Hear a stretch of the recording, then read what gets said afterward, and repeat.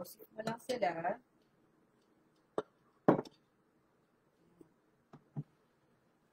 Okay.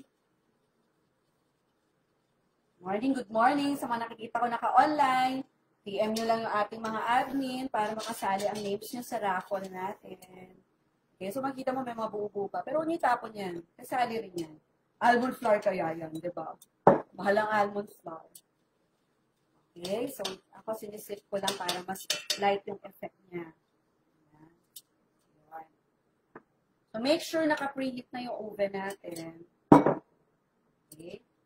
So, para dire-diretso. So tayo we're doing live. So yung binibake natin ngayon, wala akong extra nitong coffee cake muffin. So mamaya makita nyo siya from the oven talaga, diretso. Kaya inuna natin. Okay? So, sige lang. I-ano nyo lang hanggang fully sifted na siya. Okay. So, since na-incorporate na, nalalagay na natin yung ating, what you call this, dry ingredients, stir in the butter, eggs, almond milk, and vanilla. Okay, so ready naman na sa atin to. Stir in, okay, eggs. So, sabi natin dito, 4 large eggs. Okay, butter. Okay, butter. Almond milk. So, we're using unsweetened almond milk. And, of course, vanilla. Okay, vanilla. Okay. So, this time, you can use a hand mixer. Okay, ako I'm using this one para mabilis. Okay. And let's just whisk them together.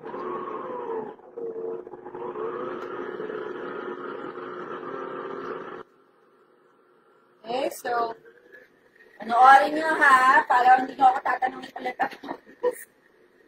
Okay.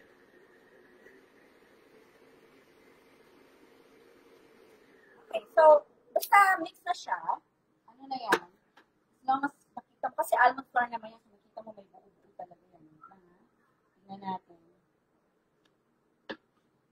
Napakita ko sa inyo yung texture. Para ano.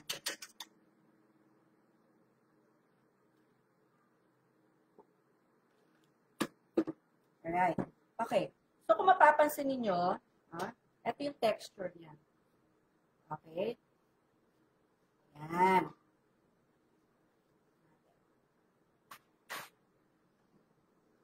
Sticky ng konti, pero hindi naman super runny.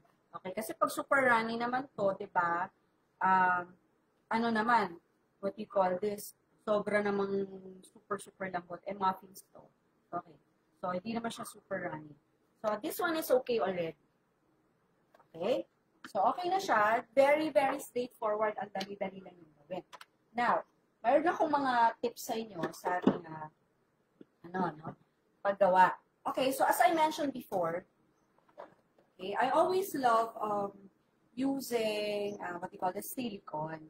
Pero, pwede ka rin gumamit ng aluminum or non-stick na, cupcake mold. Okay. Pero dito, this time, we're using this. Okay, so you don't need to grease this kasi ano na to eh, greasy na siya, diba? Pero ang trick dito, okay, this is a 2-ounce muffin kasi this is a 2-ounce mold. So what I'm using, you just take any baking paper or I just bought this from Shopee, parang ano siya, candy paper, no? Kasi I find it na pag hindi yung cupcake liner, yung mga sample ng cupcake liner. Yung cupcake liner kasi, usually, pag sa muffins natin, ito, cupcake liner. Usually, sa cupcake liners, sobrang lumiliit siya. At diba, kung alam mo yung mga muffins, diba, normally malalaki siya. Pero we're not doing a big muffin kasi sa macro, sa keto, tama na yung 1 ounce, 2 ounce. Kaya mapapansin nyo pag keto, maliit lang. Kasi enough na yung macros nun para sa serving niya. Pag ito naman yung ginamit natin, hindi siya nagmumukhang super gandang muffin for me. Okay, nagiging parang cupcake lang, tapos lumiliit pa. So, what I do, mag-square ka lang ng baking paper, and, okay, yan, i-form mo lang siya dito. Okay, so papakita ko sa inyo. Okay, lagay nyo lang siya sa inyong mold, cupcake mold. Yan.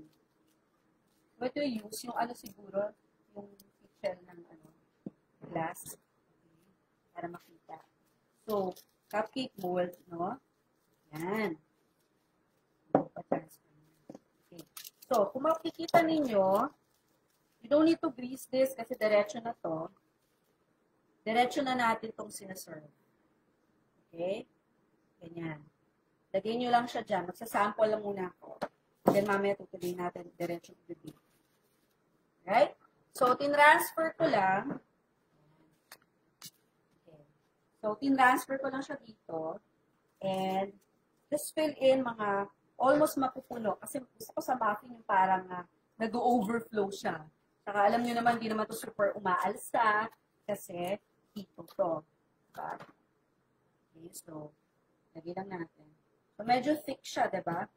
You can use an ice cream scoop if you want para matansya ninyo.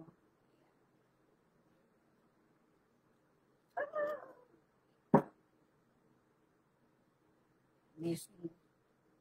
Okay lang yan.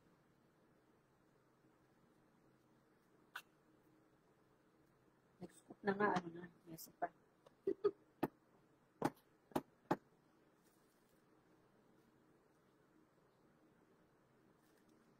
Okay?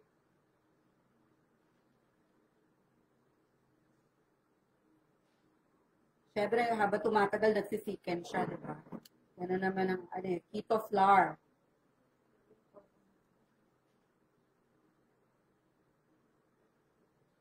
Okay? So, just do it this way. Actually, gusto ko siya na medyo parang mapuno-puno na. Para medyo mas mag-overflow siya ng konti. And then, hindi ako yung tipong parang straight na straight, no? Para mas mukhang muffin. Pero remember, gagawa tayo ng crumble topping. So, do the crumb topping. Okay? I'm just gonna go over this. Crumb topping. Ayun, very simple lang naman yung instruction. In a medium bowl, whisk together the almond flour, the brown sugar, the coconut flour, cinnamon, and drizzle with melted butter and stir to combine. Okay, so just combine everything except the butter. Okay. Alright. So, you have the almond flour. So, sige, you can try with the coconut flour. Kung type mo na coconut flour lang, I think pwede rin naman. Kaya lang, may coconut taste, di ba? Talagang coconut taste na yung crumble topping mo. And then, we're using the monk fruit brown. Okay. And of course, the cinnamon. Okay. So, eto muna, i-mix nyo muna sila together. Okay. So, for me, yan. Kita nyo naman siya. Okay. So, whisk mo lang. Yan. Para talagang ano na siya. Okay. And then, you have the melted butter na, diba? The 1/4 cup melted butter. Actually, done na yan. Hindi mo to i-bake, hindi mo to lulutuin. Siya na yung crumble topping mo. Kasi magbubuo-buo to. Parang i-remember yung strassel natin. Ito rin, ganun din yung effect nito. Diba? Magbubuo-buo rin to. Okay, so didrizzle mo lang siya. Ayan, no, makikita mo, nagbubuo-buo na siya. So, parang na siyang crumble effect. Na, I'm not sure kung pure coconut flour ay magbubuo-buo ng ganito. Kasi si almond flour talaga madali siyang magbuo eh. No? We use this also minsan yung almond flour, diba? As crust sa mga pie. Kasi may effect siyang buo-buo. Yan. Diba? May crumble na buo-buo na yan siya. Yan. Very nice. Very nice. Itatap nyo lang to sa any muffin, you're good to go. Diba? Kapag na-drizzle mo na siya and you think tama na siya, actually, diba? Okay na siya. You don't need yung buong ano. Okay? So, nakita nyo yung effect. Just to show you,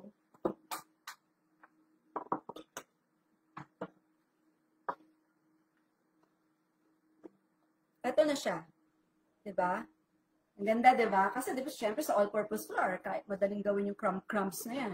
Ito, nice na to. Pag pinatong mo to sa muffin mo, and then chinil mo, no, ni-ref mo, mag-incorporate na siya. Ayan. So, meron ka ng crumble effect. Pwede namang wala nito, pero ito, nagbibigay siya, aesthetically, nagbibigay siya ng design, ng volume sa itsura ng muffins natin. Okay. So, this time, okay, ready na yung ating coffee muffins. Alright, so makikita nyo naman siya. Okay. Ayan, ilagay natin dito, di ba? So, para assemble ko siya habang nakaupo tayo. So, syempre medyo mainit pa, no? Kailangan natin i-cool down. Okay. Okay. So, remember yung ginawa natin coffee crumble. Okay. Pero before that, gawin din natin yung drizzle kung gusto natin ng drizzle. Okay, so, yung drizzle natin kanina, diba? Andun na yung ingredients. Water, sugar, kasi ito pwede mo pang drizzle, and vanilla para lang may pampalasa. Okay, for the sugar naman, pag sa mga drizzle, sa mga frosting, we use confectioner sugar. Ang galaw pala nito, hindi kayo nahihidong.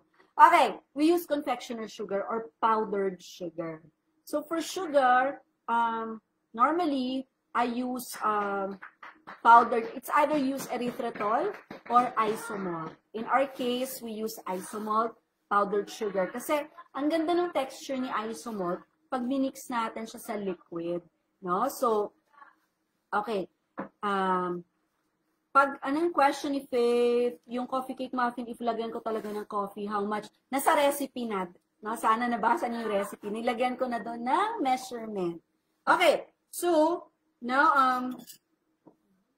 okay. Spatula na naman. Para maganda. Okay, so this is our water for our drizzle. So, lagay nyo lang, i-mix nyo lang si ating confectioner sugar. And of course, yung ating vanilla para magkalasa lang siya. Okay? So, kaya ako gusto ng silicone kasi nasasagad sa yung ingredient. No? So actually, mix nyo lang siya. Okay? So, pwede rin to sa mga donuts, diba? Sugar drizzle lang naman to eh. Kaya medyo mainit pa yung muffin natin. No? So siguro kung, yan. Lagay natin sa chiller. Okay. Baka kasi mag-melt lang ito eh. Okay? So, mix nyo lang siya and dyan na muna siya. Okay, so, may mga buo-buo. Sugar lang naman siya. Okay, so, medyo mainit pa. Bangon, sarap. Okay. So, si crumble lang naman kasi, si crumble, pang topping nyo lang naman siya.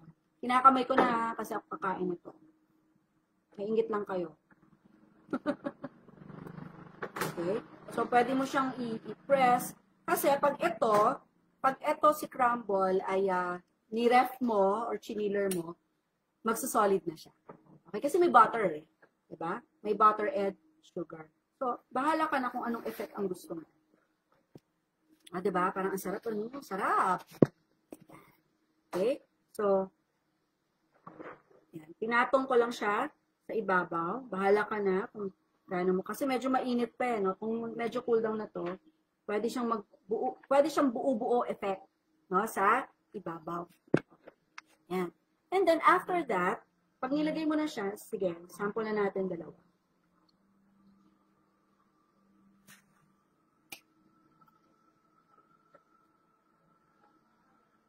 Or, i-topping mo lang siya ng ganyan. Okay? So, ang magsusolidify sa kanya is your sugar drizzle. Okay? So, para talagang mag-solid siya, ayan, ingay sa labas namin. Okay? Para mag-solid siya. Okay? So, eto pang merong namatay. Okay. Ganda ng bakit. Anyway. Okay. So, you can just use a spoon. Okay? And drizzle. Drizzle mo lang to kasi ito pag nag-chill, ano na to? Magsusolid to. Okay? So, ako, yan. Kaya lang kasi, mainit. So, yun yung dapat style niya, no? Pero, kung medyo cold yung ating muffin, mas buo-buo yung white drizzle natin. Okay? Kaya lang ngayon kasi mainit siya, so nag-melt siya. Diba? Medyo super hot pa talaga. Alright? We'll show you the finished product later. Pero at least alam nyo na how to do it. Okay, so hindi pa yata, no? Kung medyo wag na natin madaliin, pipicturean na lang namin yung finished product mamaya. And then, we'll show you. Pero, sige, eto, bagong, 2 minutes more. Eto, bagong luto. Okay. Yung ating coffee muffin. Yung ano, yung kung gusto mo na may coffee, yung sugar drizzle mo, lagyan mo lang siya ng half teaspoon or 1 teaspoon of coffee. And then mag-aano na siya, magsusoak yung coffee flavor sa yung muffin. Diba? Ako, pag may coffee flavor, masarap din siya. Diba? So, adjust mo lang yung sweetness. So, ito na yung muffin natin. Actually, diba meron siyang whey protein? So, pag binuksan mo siya, sobrang iba siya sa mga regular na mga keto cupcakes or muffins. Ang lambot niya, oh. Yan. Okay? Makikita niyo malambot siya, medyo fluffy siya. Saka, oh, malaki siya. Doon sa 2 ounce. So, dahil sa whey protein natin. Yan. Sarap. Ang sarap pati yung crumble. Okay? Makita niyo, malambot talaga siya. Okay, so, hintayin natin, 2 more minutes, okay na yung ating ube cheese muffins, pero super hot naman siya. Okay, so, inggit muna kayo. Partner natin sa coffee, grabe, kinamay talaga. No? Ito, ang maganda dito, kahit galing sa chiller, masarap pa rin siya. Okay?